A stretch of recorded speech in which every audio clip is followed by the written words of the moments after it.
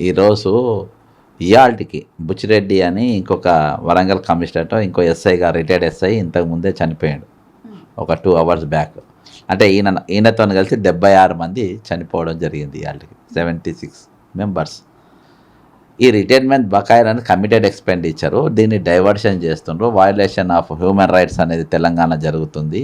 ఒక సిఐ గారు అయితే దాదాపు 40 ఏళ్ళు ఆయన దీంట్లో గవర్నమెంట్లో పనిచేసిండ్రు. అటువంటి వాళ్ళు ఈరోజు ఇగో ఈయన ఎస్ఐ సూర్యనారాయణ శ్రీనివాస్ గారికి ఇంతకుముందే అకౌంట్లో డబ్బులు పడ్డాయి.